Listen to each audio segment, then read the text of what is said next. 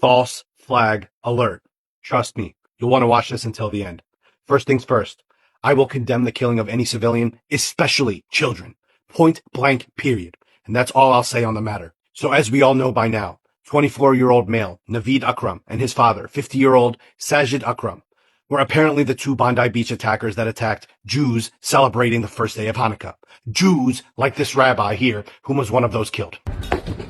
Prominent Jewish rabbi supportive of Israel's war in Gaza among Sunni victims. In pics, Rabbi Eli Slanger sharing meal with Israeli soldiers. Rabbi with Israeli ties identified as first victim of Sydney attack. And this guy, who was injured during the attack and is being used as the face for sympathy in a viral anti-Semitism campaign all over the internet. A man who lied about being a survivor of October 7th and is now trying to clean up his statement. A man who I knew looked very familiar. This is Arsen Ostrovsky, a Ukrainian settler who moved to Israel to be one of the most despicable lawyers, quite literally fighting the legitimacy of the ICJ for calling what Israel was doing back in July 2024 a plausible genocide, and the ICC for issuing arrest warrants for war criminals Benjamin Netanyahu and Yoav Gallant. He has continuously spouted lies that have been debunked about rapes on October 7th and constantly glorifies the IOF in Israel. And while this happened on Bondi Beach, this is how the Israeli occupation forces celebrated their first day of Hanukkah, by lighting a makeshift menorah on top of the Indonesian hospital in Gaza that Israel has completely destroyed to the point where it's a completely non-functioning hospital, and lighting a menorah with background of rubble in the Tulkarem refugee camp that Israel destroyed. Was any of this featured in Western news media?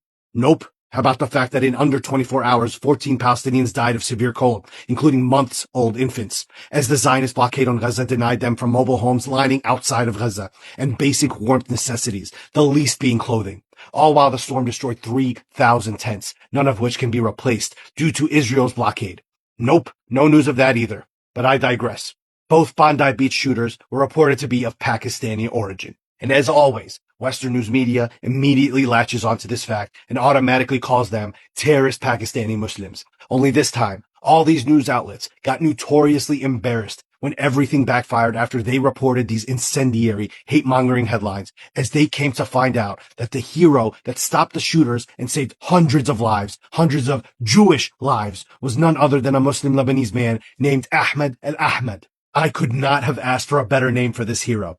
Western media out here looking like a bunch of absolute fools now. And do you think they revised their dehumanizing headlines, or better yet, reported that it was a Muslim man that saved the lives after they learned all of this? Oh no. They called the Muslim hero a fruit shop owner, a bystander, or simply a hero with no other classification. Muslim is quick to hit the headlines when it suits their demonizing needs, yet vanishes when Muslims are the heroes. But now it's on public display for the whole world to see. And the best part? This idiotic, worse than Nazi clown goes on a podium and blatantly lies, saying a Jewish man stopped the shooters and that a Jewish man was the hero. The cringe level of embarrassment is astronomical. And look at this incendiary, irresponsible reporting allowed from the well beyond complicit New York Times. Bondi Beach is what globalized the Intifada looks like. This is absolutely disgusting, as it attempts to point the blame directly at Palestinians. This shit has nothing to do with Palestinians. The New York Times and all you other racist-ass news outlets out here sounding like a bunch of racist white supremacists of the United States, where they see a Palestinian and immediately say, all you Pakistanians need to go back to Pakistan.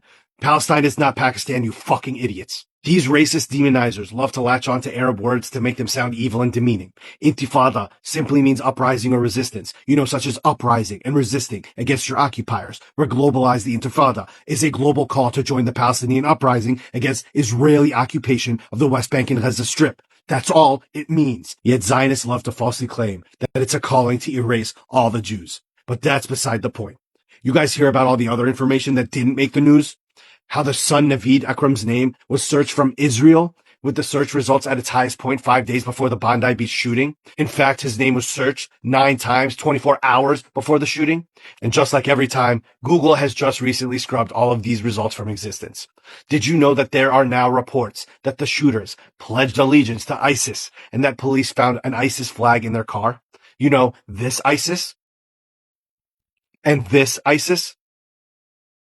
You know, the ISIS-affiliated Israeli-backed gangs that Israel arms to kill Palestinians in Gaza? Ever wonder why the Islamic State, or what they call ISIS, has never attacked Israel and only attacks Western countries like the US and the UK?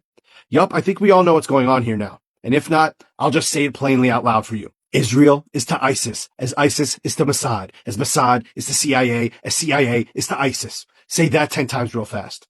Did you know military professionals have extensively analyzed the footage of the main shooter, the son Naveed, an unemployed bricklayer from Sydney, and have come to the conclusion that he has been trained militarily as he shoots precisely and reloads with complete ease?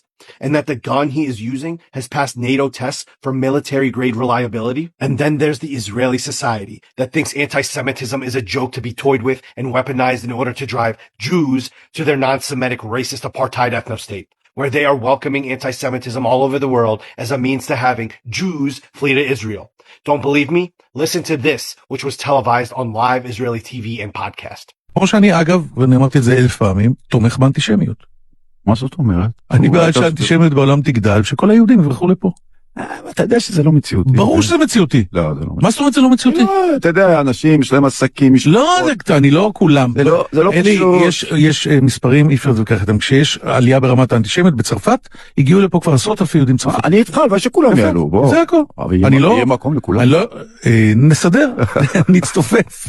אני ציוני מהסוג הישר, אני חושב שהיהודים צריכים להיות בישראל. So just remember, when you witness those that are driven to such violence towards a population that claims 90% of their people are Zionists, Zionists that are openly genociding and holocausting a population, or openly celebrating and cheering on the genocide and holocaust of a population, all under the guise of Judaism, just know that the Zionists themselves, through their beloved ethno-state of Israel, have created practically all anti-Semitism we see on this earth today. Anti-Semitism that should no longer be called anti-Semitism, as it is directed towards mostly Jewish non-Semites that hail from Europe, all over the world. So I'll rephrase, the source of practically all anti-Jewish rhetoric and actions, along with much of the anti-Muslim rhetoric and actions we are witnessing today, come directly from the Zionists and their demonic terror state.